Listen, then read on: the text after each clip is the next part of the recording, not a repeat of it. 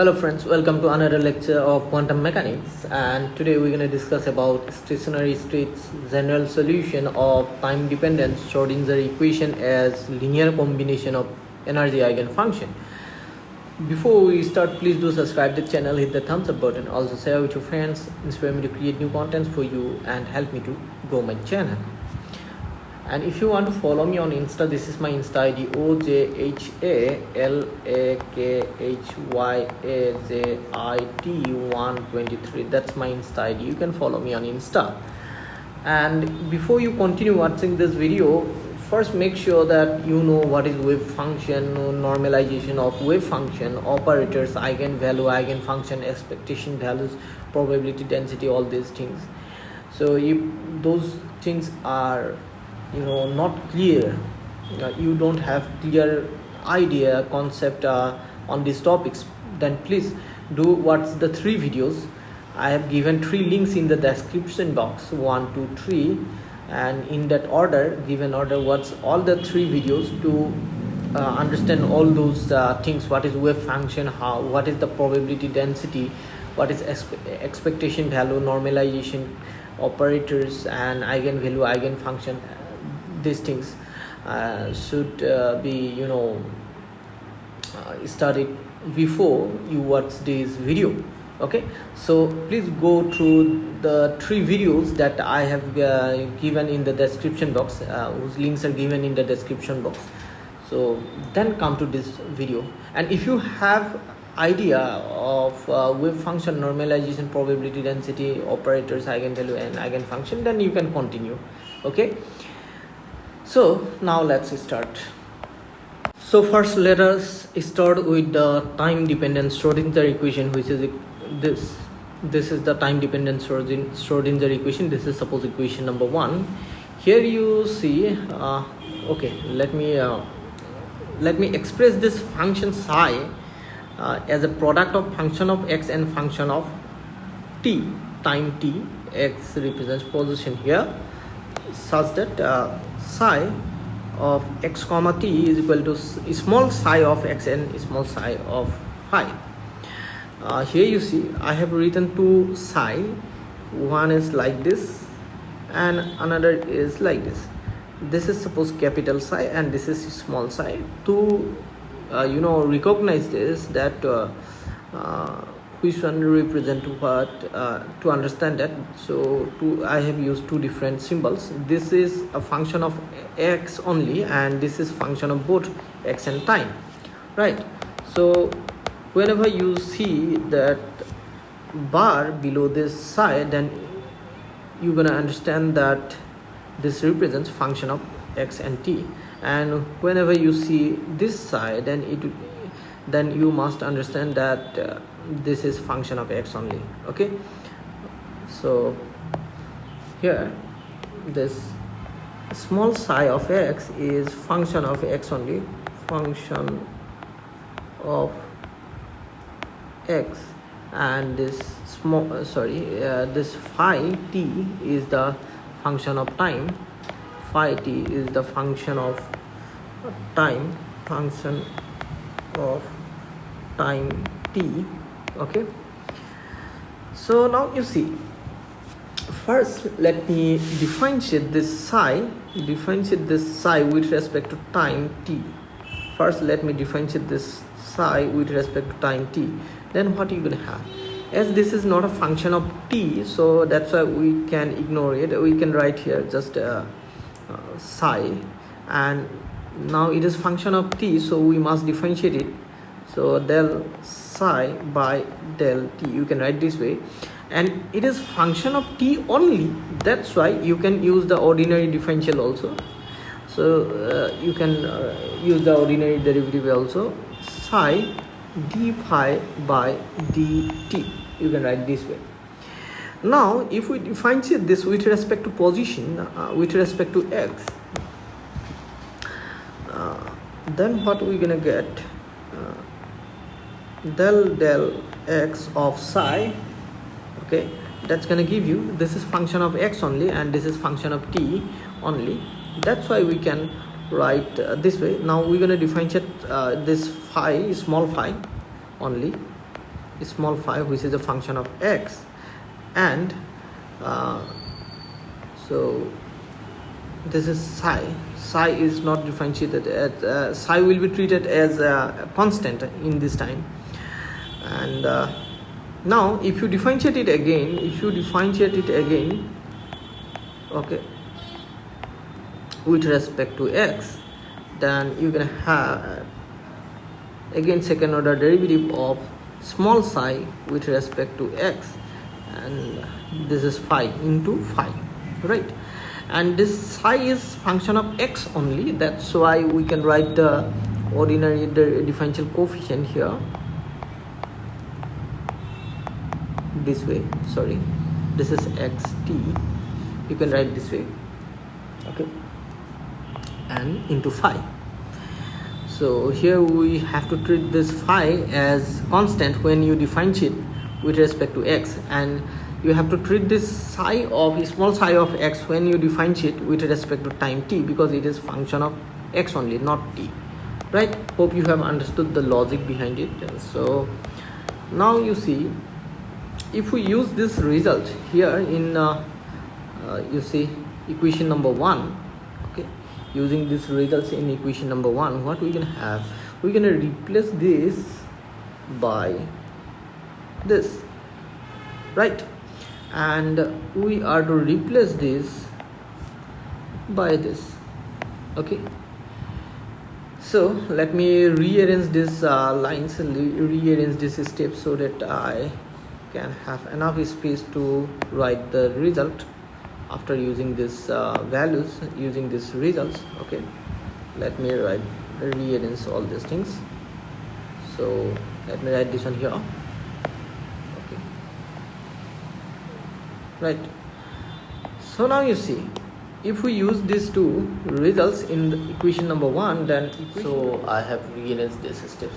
Now if you use this these results in equation number 1, then what you're gonna get, we're gonna replace this one by this value, okay, and this will be replaced by this result, okay, and this psi will be replaced by small psi into phi. This is capital psi, this is capital psi, bold psi, and this will be replaced by small psi into small phi.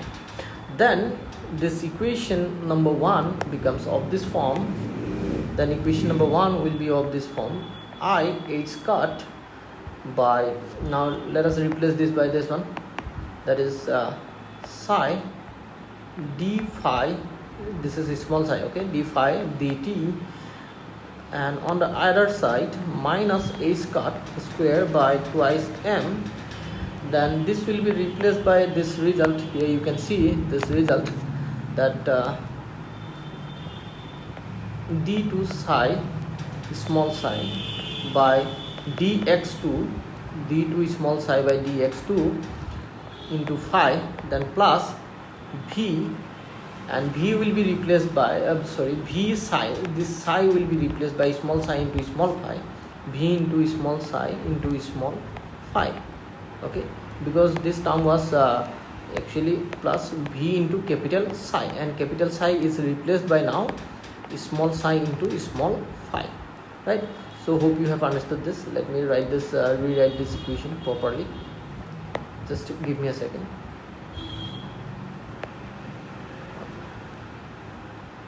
Okay. Here is the equation. Now let me copy this equation and let me go to a new slide. Let me take a new slide. Let me copy this equation, okay. So here is the equation, the last equation that we have obtained, right? So now you see, so what we're going to do in this case, we're going to divide both sides by small psi and small phi. This one will be divided by small psi and small phi, then psi will be cancelled, and if this is divided by small psi and small phi, phi by phi will be cancelled, and this part phi and psi, and these two will be cancelled. So here we're going to get v only. So then this equation implies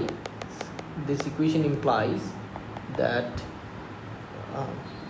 I h cut 1 by psi sorry, not psi, phi, d phi by dt is equal to minus h cut square by twice m, and 1 by psi, when it will be divided by psi and phi, phi will be gone, so we're gonna end up getting 1 by phi, then d2 phi, small phi, okay, by dx2 plus v. Okay, so now let's give equation number 3 here. Let me take this is as equation number 3. So now you see this left hand side part, we can take this left hand side part. So here you see left hand side is function of t only, okay, that is function of t only, and right hand side is function of x only, right, in this case. Okay, you don't need to write these things, just I have mentioned here. So now you see the left hand side, this left hand side, that I h cut by 1 by psi d phi dt, that is equal to E. So here I'm gonna say separation constant, I'm gonna name it as separation. This is nothing but energy, I will explain it later. Separation constant. Now you see what we can do here. This part here, you can see that if we simplify this part here, you see, then what we're gonna get? We're gonna get d phi dt is equal to 1 by I h cut e into phi. That's what we're gonna have. And if you multiply both the numerator and denominator by I, then on the right hand side, then you're gonna get here minus I e by h cut into phi, right? Because if you multiply here I, and here also I into I, that is minus 1, so that's why we have got this minus, right? Hope you have understood this. So now you see, so let me write it properly. So that's why we can write directly that d phi dt is equal to this one, right? Hope you have understood this. Now you see, if we want to solve this, how to solve this? Let me write d phi, that can be written as I e by h cut phi into dt. We can write this way. Okay, now if we integrate both sides, integrating both sides. Okay, one more thing, just let me bring this phi here on this side. Let me keep this one on this side. Okay, then we can integrate this. Okay, so now we have separated this phi and t. Okay, so now you see, if we integrate this both sides, integrating both sides, what we're gonna have, let me write here. So now you see, integration of this, that's definitely log of phi, right? You know, integration of 1 by phi d phi, that's gonna be d phi, that's gonna be log of phi, and here the base is e, right? Hope you know, hope you have understood this. This is e, base is e, is equal to minus I e by h cut. If you differentiate integrate dt, then you should get t, right?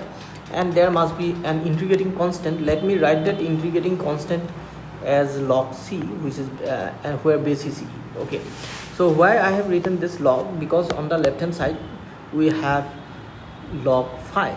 Okay, so now you see, if you simplify this, you're gonna have log phi base e minus log c base e minus I e by h cut t, and you know that log m minus log n is equal to log m divided by n. Hope you know this property. So now if we apply that property here, then we must get that log of phi by c is equal to minus I e by h cut into t. That's what we should get. Now you see, if you know this thing that if a to the power m is equal to n, then we can write that log of m when base is a is equal to n. Sorry, this, let me write this one as n. Then log of n is equal to n, right? Hope you know this definition of log. Then you see, if we apply that logic here, right, that means e to the power of this must be equal to this one, right, according to this definition, right? Hope you have understood this. Now you assume this e as a here, okay, this a, and this thing on the right hand side considered as m, okay, m, okay, not n, m, and this is which is within bracket, consider this one as n, then compare with this step which can be written this way again, right? Hope you have understood this. Then you see what we're gonna have here. Let me copy this step and let me go to a new slide. Okay, let me copy this step and let me go to a new slide. Just give me a second. Okay, so here you see what is the last step. That's the last step we have got. So it implies that q by c is equal to e to the power minus I e by h cut into t. And you see here, so phi is nothing but c is into e to the power minus I by e h cut into t. So this is the general solution of this equation. Let me go back to the previous slide. This is the general solution of this equation. You see. Okay, so this is suppose equation number 4, and let me write this one. This is general solution of equation number 4. That's what we can write. Now you see, again let me go back to the previous slide. So you see this equation number 3, if you consider this left hand side as e, then equation number 3 becomes of this form. Then equation number 3 will be of this form, minus h cut. Let me write the right hand side first. Okay, on the left hand side, 1 by phi d2 1 by psi d2 psi by dx2 plus b, that's gonna be equal to e, because we have taken this is equal to e, right? Hope you have understood this. Then you see it can be written in this form, minus h cut square by twice m d2 psi by dx2. That means if you multiply psi on both sides, then you suppose then it should be of this form, is equal to e psi. So now let me copy this and let me go to new slide. Let me take the new slide. Okay, so here is the slide. So here you see, so let me write this one properly. Okay, this is what we have got. Okay, so now let it be equation number 5. Let it be equation number 5. Now you see this equation can be written in this form also. This equation can be written in this form. Let me write this equation number 5 here. Instead of writing this equation number 5, let me write here. Just give me a second. Sorry. Just one more second. Okay. So now you see. So this equation, let me continue from here. This equation can be written in this form, minus h cut square by twice m d2 by dx2 plus v, this whole thing operates on psi, small psi, e psi. Okay, and you see this is nothing but total energy, and here we're gonna replace this one. This can be replaced by the Hamiltonian operator. Okay, that is total energy operator H cut, that operates on psi. So we can write this way, right? Hope you have understood this. So H cut is equal to minus H square by twice m d2 by dx2, right, plus v. Okay, actually we should write here partial derivative. Okay, but here the reason why we have used the ordinary derivative here, because here this small psi was function of x only, that's why we have written that way. Okay, and this is called Hamiltonian. This is called Hamiltonian.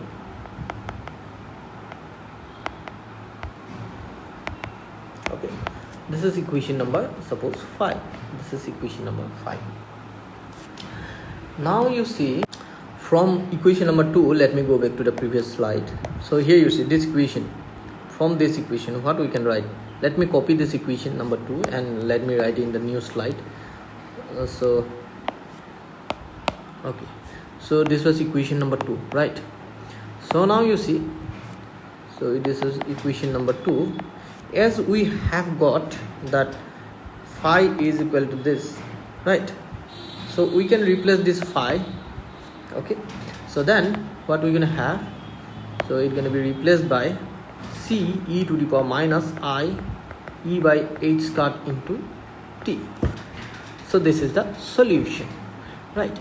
Now here you see, since c is a constant, okay, let it be equation number 3. Sorry, not 3, equation number 6. Let it be equation number 6. Now you see c is constant, so it is independent of time, right? But this part is time dependent. This part is time dependent. This is function of time, and this part is function of x, and this c is constant. Now you see, find the probability density. Okay, then though this function is this is function of time and space both, x and t, but when you find the probability density, then you're gonna get its probability density, that psi square of mod of psi, that's gonna be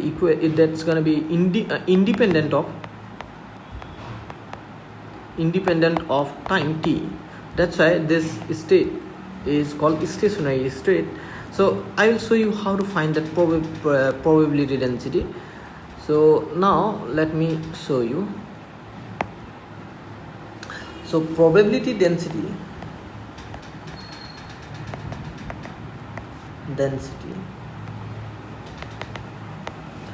so probability density, so how to find that? This capital psi of x comma t, so square of mod of capital psi, let us take square of mod of capital psi, and this is nothing but equal to psi star. Psi star means complex conjugate of psi into psi. Okay, that's how we get probability density. Now you see, let me write all these things in the next slide. Okay, let me copy this. So here you see, okay, let me put this equation number 6 aside. So now you see, just give me a second. So now you see probability density. Let's find probability density now. You see, this is nothing but complex conjugate. Psi star is complex conjugate of psi. So complex conjugate of this part, here you see, so complex conjugate of this capital psi, that's going to be equal to complex conjugate of small psi of x c e to the power. If you take the complex conjugate of this part, here you have minus I, so it will be plus I if you take the complex conjugate I e h squared by e by h squared into t. So now here we can write this as, you know, small psi of x. So it is constant term and which is independent of time as well as the position, so we are not going to consider here for the time being. So just simply let me write small psi. So I am not giving this bar, means it represents small psi which is function of x only, then e to the power minus I e by small h cut into t. So I am not gonna write this x each and every step, okay. So when you write when I write that small psi, then you have to understand that this is function of x only, right? That's it. So if you take the complex conjugate, then it's gonna be plus, then take the psi which is equal to small psi e to the power minus I e to the power e by h cut into t. Now if you multiply these two, then that's gonna be e to the power 0, which is nothing but 1. So we're gonna left with this psi star into psi, which is nothing but again square of mod of psi, okay. As psi is independent of time, so that's why this square of mod of psi is also independent of time, is independent of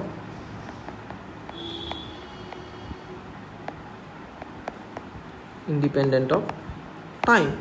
So as it is independent of time, that's why you see, that's why we're gonna call this stationary state. This is gonna be the stationary state, okay. So now you see, now if we go back to the equation number 5, this equation, let me copy this equation, sorry. So let me take a new slide, okay. This is the equation number 5, and let me write this equation number 6 also, because we're going to use it later, okay. Let me copy this so it's become so dark. Let me take the clear one, okay. Just give me a second, so make it clear, let's make it clear, okay. So let me take the equation number 6 as well, okay. Let me write this one here, okay. We're going to use it later. So now you see, from equation number 5, so from equation number 5 what we're going to get, so equation number 5, this is the equation number 5. Here you see, this is Hamiltonian operator. When operates on psi, again it gives psi, that means psi is nothing but energy eigenfunction, and since h represents total energy, this Hamiltonian h is nothing but total energy according to classical mechanics. So that's why this E must be, you know, energy eigenvalue. This must be energy eigenvalue,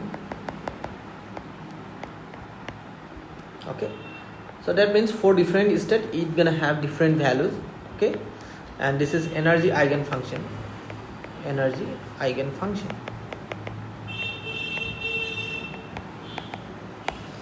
So this is energy eigenfunction, right?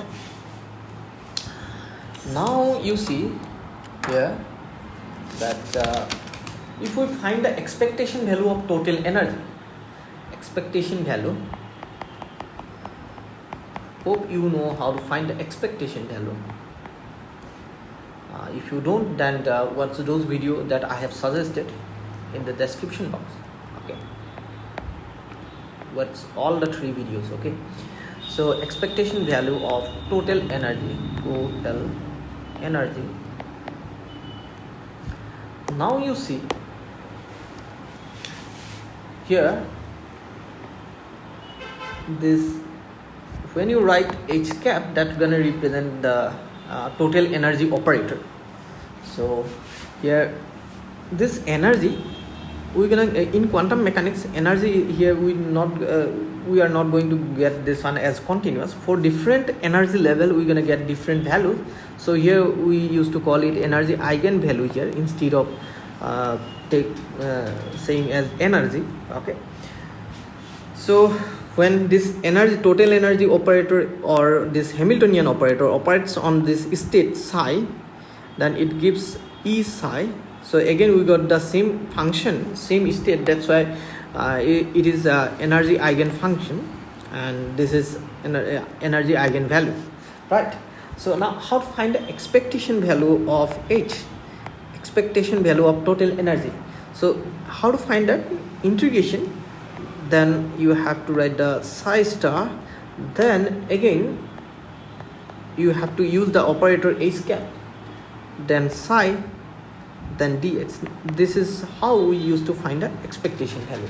Now you see this part is nothing but E psi. Okay, from equation number 5 what we have got here, you see this H cap is H cap when operates on psi it gives E psi, right?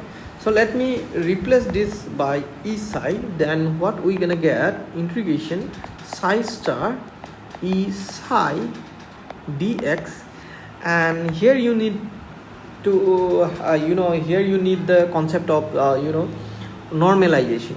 So here E is taken as constant, that cannot be taken outside the integral, then psi star and psi dx. So now you see this mod of psi square, that represents that means the state of this is the probability density of a particle, so in a region. But in case of now you see in classical mechanics we can say a particle this is at a particular position, but in quantum mechanics we can't say that.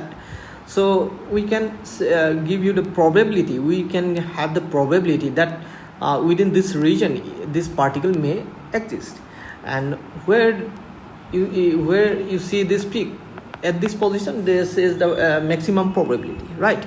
So when you integrate over this region, then you see it is certain that the particle is here somewhere between this, okay, but we don't know exactly where it is, but it must be here.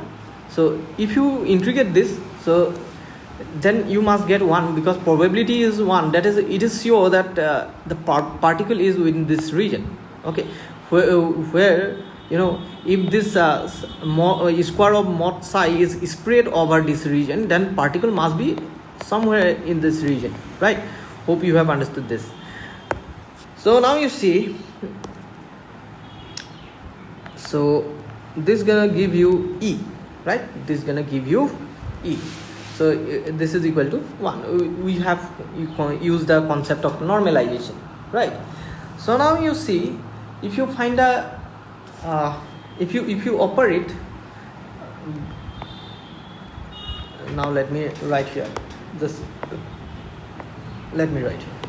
So this is the function psi, okay, and if you operate this one by H cap, then again if you operate this one by H cap, this is nothing but we used to call this way, we used to write this H square cap, that is it doesn't mean square, actually you are operating this function with this operator twice, that's it, okay, right? Hope you have understood this. Now let me write this one this way. Okay, now you see this is nothing but E, that's why we can write H cap E, sorry, not only E psi, okay, this is E psi. From equation number 5 we have got E psi, okay. So here let me write using equation number 5, okay. So then here again we have got E psi, then here you see E will be taken outside, then again H cap psi, again H cap psi is equal to again E psi, so here it's gonna give you E square psi, that is what we're gonna have. Now you see, if you find the expectation value of this H cap square, then what we're gonna get, to find the expectation value of this, then again psi star, okay, h cap square psi dx. Okay, so as we have already obtained this part is equal to this, so let's use that one. So then what you're gonna have, you're gonna have this e square will be taken outside, then here we have e star, sorry, psi star, again psi dx, then again it's gonna be equal to, it's gonna be again e square, right? If you apply the normalization condition, again it's gonna be e square. Now let me go to the next slide. Let me copy this result, that expectation value of h, which is equal to e. Let me write here. Okay, then we have got expectation value of this, right? So when you write the expectation value, then don't write this operator symbol. Okay, don't write this operator symbol. So now let me copy this also. Let me write this one here. So now you see, if you square this, then what you gonna have, again this is equal to e square, right?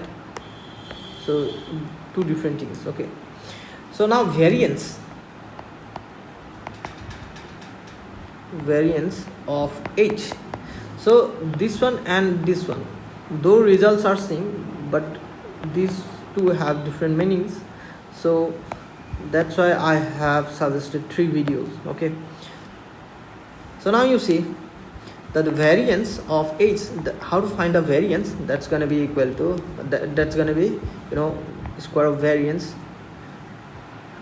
is equal to, you see, square of h, expectation value of square of h minus square of the expectation value of h. Okay, expectation value of h square and square of the expectation value of h, two different things, but here we are getting the same result, so both e square and e square, so it is equal to 0. So that means variance is also 0. That means, you know, it is time independent. Therefore we can say the separable solution has the property that every measurement of total energy is certain to return the value E, right? Therefore, you know, therefore we can say that a separable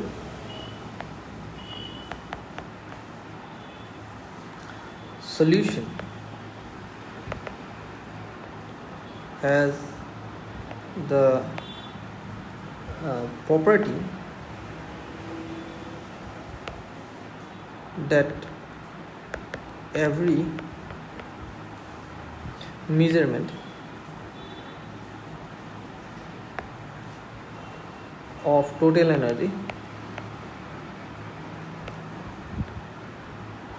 of total energy is certain to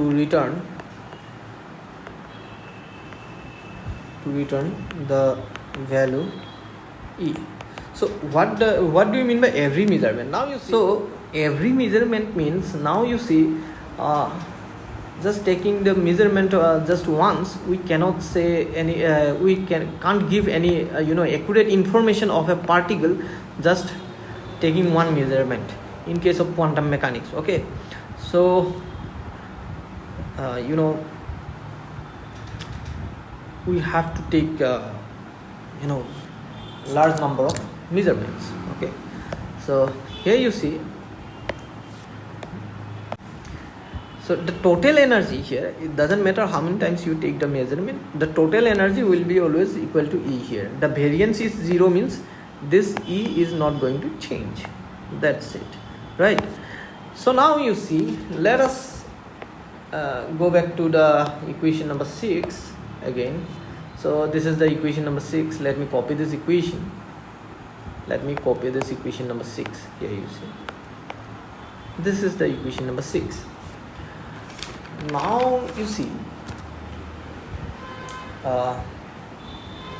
the time independent Schrödinger equation, that is equation number 5. Let me copy that equation too. So this is the equation number 5. Here you can see this is the equation number 5.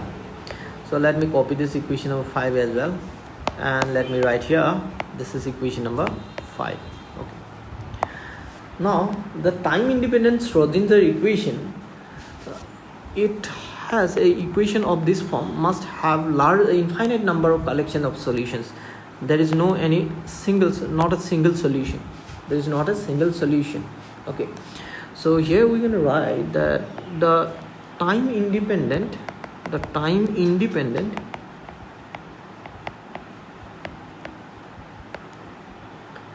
Schrödinger equation,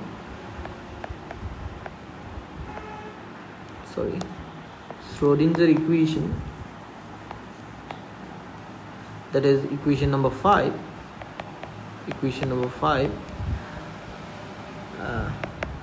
yields infinite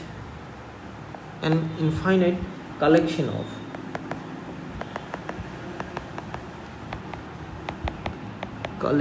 of solutions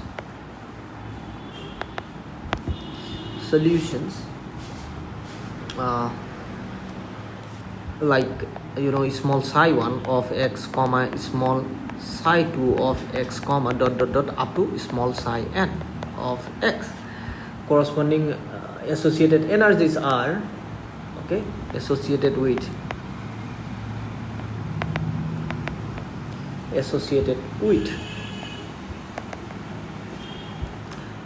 E1 comma E2 dot comma En respectively.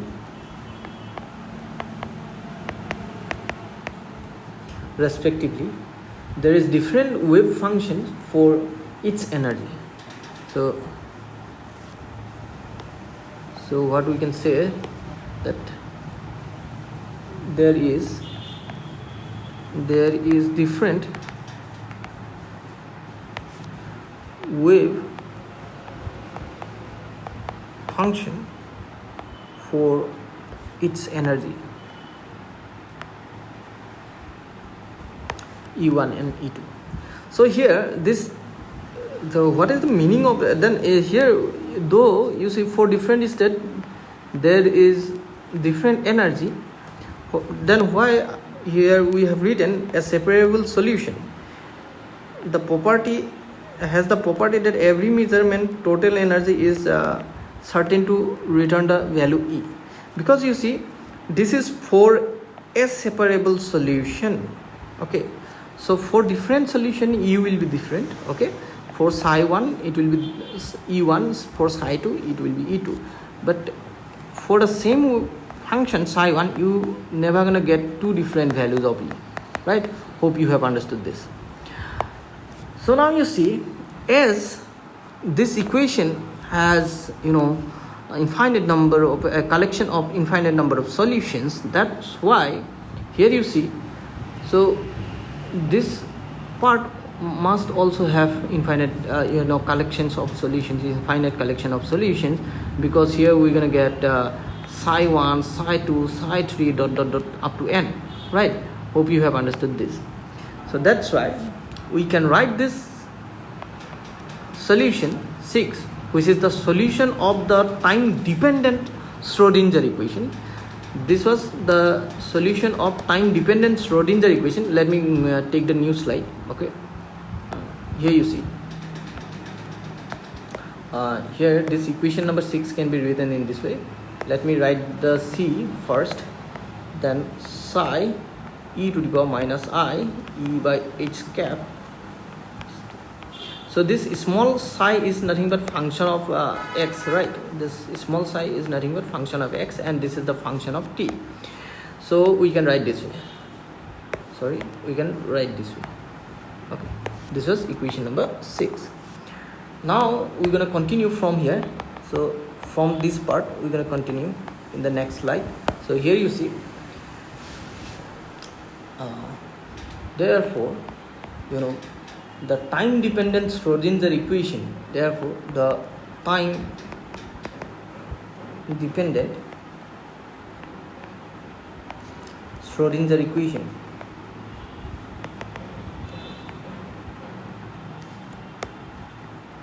Schrödinger equation is a linear combination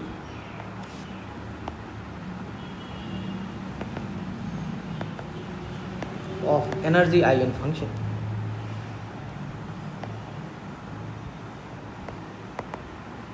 Energy eigenfunction. So that means we can write this one because as we have got that this can be psi 1, psi 2, psi 3 dot dot dot so on. That's why this psi, capital psi, can be written this way, that C1 psi 1x e to the power minus I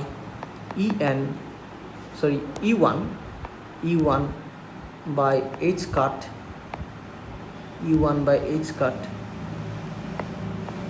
into t plus then C2 psi 2 of x e to the power minus I E2 by h cut into t and plus dot dot dot so on up to n terms, right? So that's why it can be written in this way: summation n is equal to 1 to infinity Cn psi n of x e to the power minus I En by h cut into t. We can write this way also, into t by h cut. We can write this way, right? So hope you have understood this, x comma t, right? So why I have said this linear combination of energy eigenfunction. Now you see equation number 5. Let me write this equation number 5. Let me write this equation number 5 here. This was equation number 5. Okay. So here you will see this psi. This psi is nothing but energy eigenfunction. This is nothing but energy eigenfunction that I have already mentioned.